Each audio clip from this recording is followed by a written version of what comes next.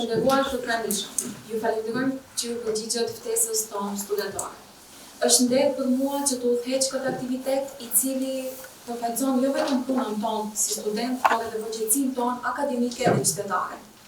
Pra, ne studentët e Fakultetit të Drejtësisë, në mentorimin e profesor Dr. Bashkim Selmanit, kemi realizuar anketën me temën e përzgjedhur, të drejtat e shqiptarëve dhe barazia institucionale në Republikën e Maqedonisë së Veriut, nga viti 2020 deri në 2025. Me rastin e shënimit të 10 dhjetorit, ditës ndërkombëtare të drejtave të njeriut, dhe me këtë rast, fakulteti jonë publikon të dhënat anketuese të realizuar nga pyetësorët në formë elektronike dhe të shkruar. Qëllimi i ka qenë të kuptojmë perceptimet, sfidat dhe përvojat aktuale, si dhe të kontribuojmë në një analizë që hap diskutim dhe nxit reflektim.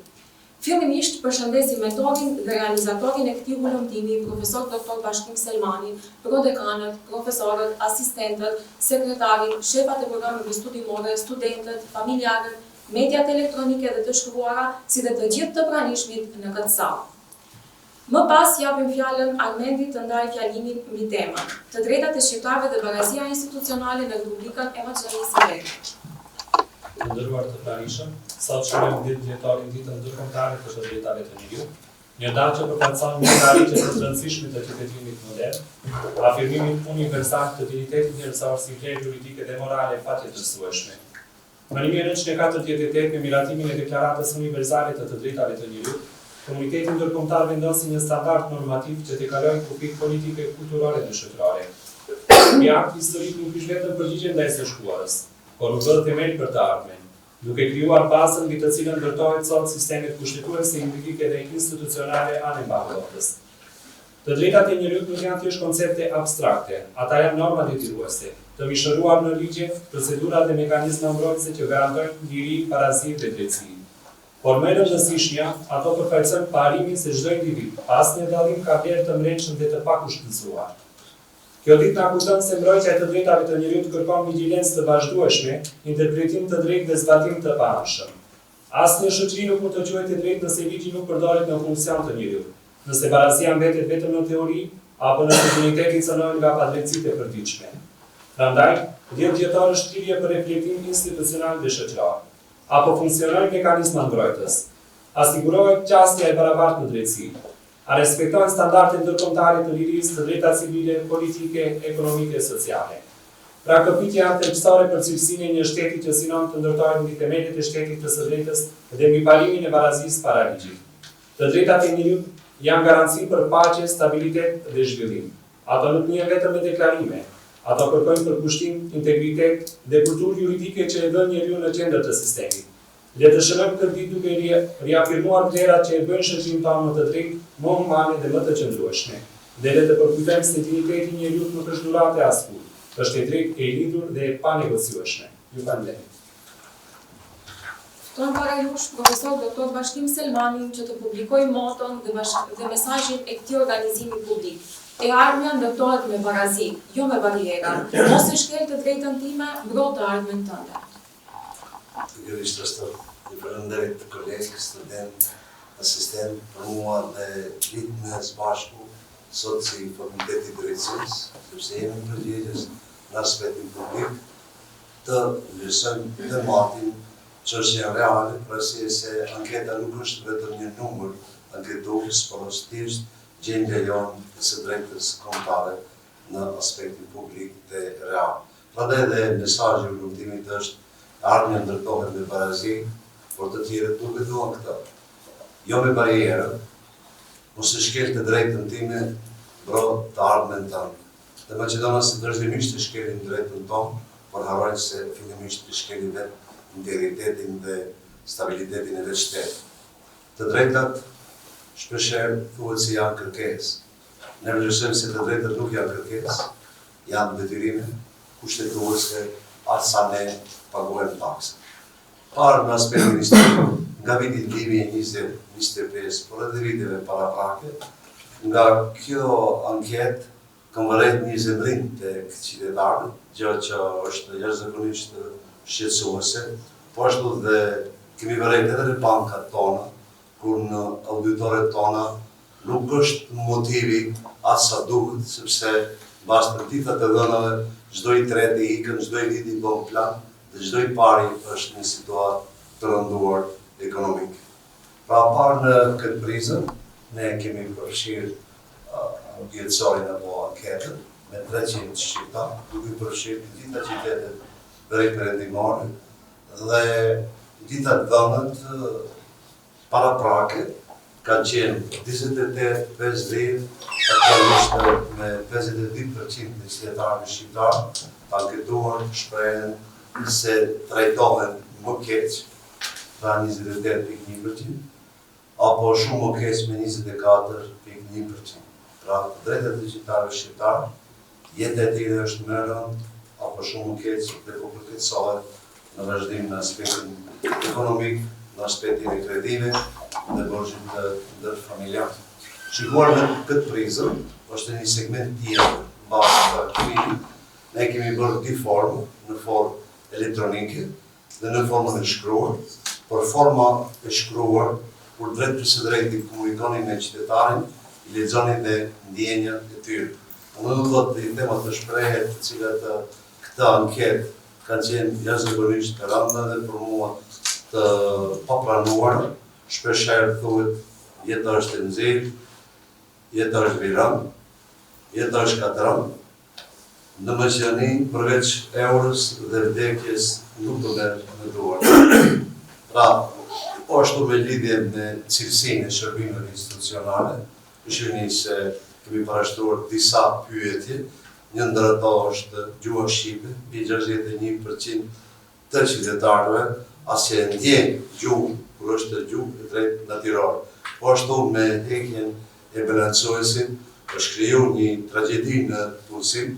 Ja e shihni në pjesën e fundit nga vetë ministri datë dhe në statistikore se janë punësuar mbi 2500 të punësuar të rinj, nga 800 janë të avancuar, por ne nuk e kemi numrin e saktë se cilës përkatësi i përkapëse. E pa presidentin me 20 bursa, e pa avancimet në ushtrim me 21-1, dhe kjo krijon një situatë të palakmuar, për arsye se dy ashtilla të pakës të cilët burojnë nga marrëveshja ore, është badeteri dhe balancuesi. Kur hiqet balancuesi, detyrimisht do plotësohet me një ligj tjetër. Prandaj ne si Fakulteti i Drejtësisë duhet të kërkojmë që të gjitha ato punësimet që janë të punësuar janë të paligjshme. Për arsye se cilësia e balancuesit është mekanizëm i cili buron nga konflikti dhe o rezultat i cili u anashkalua në mënyrë jashtëzakonisht të heshtë. Po ashtu te pjesa tjetër kemi anketuar noterët, përmbaruesit, edhe në ministrat, deputetet dhe gjithë tjerë. Problemi pas që paraqitet në këtë anketë është çështja e noterëve.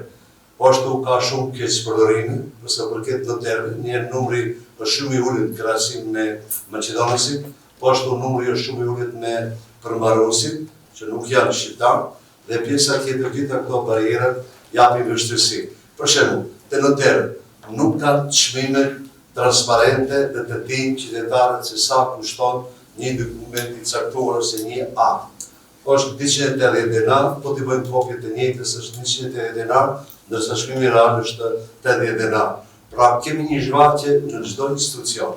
Po ashtu te pjesa e përmbaruesve, përmban problemin bazë, për arsye se asnjë vend në botës nuk mund të shlihet detyrimi me 3 fish në masën e borxhit publik. Nëse qytetari ka 1200 denar borxh për përmbarim, ata i marrin 1000 euro. Me thonë kjo është një kundërshtim dhe një zhvaqje shumë e rëndë përse përket të drejtave të qytetarëve.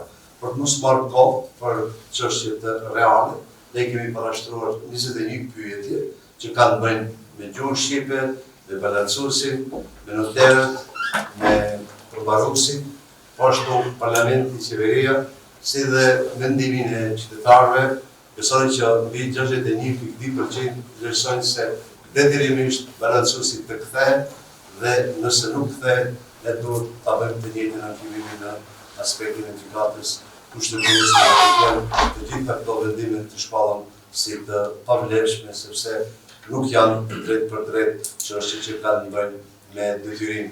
Aparati shtetëror detyrimisht duhet të vlerësojë të drejtat e qytetarëve, asa ata paguajnë taksat. Ne kemi taksat të larta, ndërsa të drejtat janë shumë të ulta. Të do të ishte e pjesë, me që kemi dhe profesorët këtu, me gjithë bashku, të qëndrimet i mbajmë si fakultetit drejtësisë, sepse jemi përgjegjës në nivelin akademik që të shprehemi të gjitha këto padrejtësi, thjesht me qëllime pozitive të funksionojnë shteti së drejtës, sepse ne jemi të barabartë dhe jemi vetëm kohë që kemi bërë luftë për të drejta, dhe ato të drejta ose abuzohen, ose nuk realizohen në realitet. Ju faleminderit kolegës së drejtë. Falenderojmë profesorët e respektuar dhe të gjithë ne së bashku. Drejtësinë nuk duhet vetëm ta duam, por duhet të punojmë së bashku dhe ta kërkojmë atë me zënë të lartë. Sot do t'i paraqisim rezultatet, qasjet dhe përfundimet tona, duke shpresuar se ky punim do të shërbejë si një hap i vogël por domethënës. Fjalën e kanë grupi punues i realizimit të këtij kolektivi shkencor.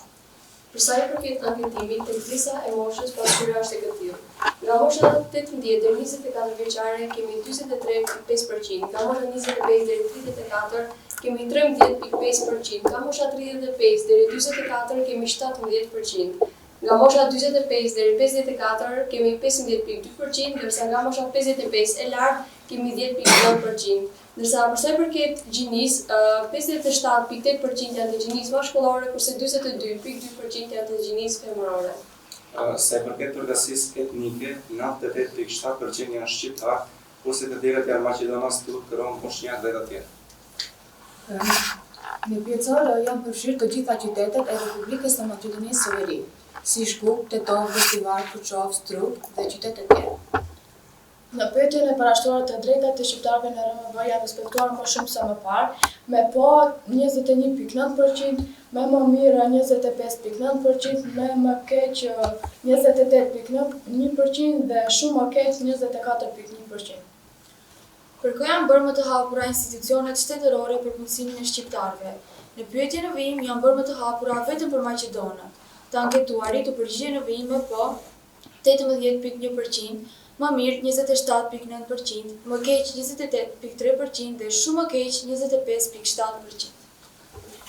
Në pyetjen e parashtruar, se institucionet shtetërore a janë bërë më të hapura për punësimin e shqiptarëve, të anketuarit janë përgjigjur me po 18.1%, më mirë 27.9%, më keq 28.3% dhe shumë më keq 25.7%.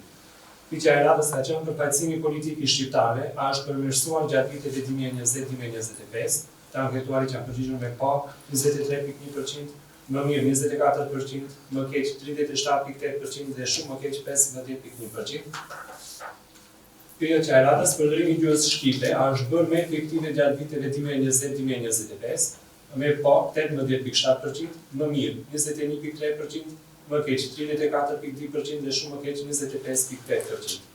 Pyetja e radhës, shqiptarët a trajtojnë në mënyrë më të barabartë në administratën publike, me po 16.9%, më mirë 22.2%, më keq 40.4% dhe shumë më keq 20.4%. Marrëdhëniet ndëretnike në Republikën e Maqedonisë së Veriut a janë përmirësuar gjatë viteve të fundit, me po 19.9%, më mirë 24.8%, më keq 37.2% dhe shumë më keq 18.2%. Dhe çështja e balancuesit dhe mekanizmat e barazisë, pyetja ka qenë simultane se ka ndikuar heqja e balancuesit për shqiptarët. Mirë janë përgjigjur 15.5%, keq 29.2%, shumë negativisht 27% dhe barierë juridike 13.7%. Dhe pyetja e radhës, a duhet të ekzistojë mekanizmi balancuesit? Po i domosdoshëm, janë përgjigjur 46.4% dhe po me përmirësime 34.8% dhe nuk ka mendim 11.6%. Përsa i përket vlerësimit të institucioneve të barazisë dhe punën e tyre, anketuesit kanë pasur mundësi të vlerësojnë me notë nga 1 deri në 5.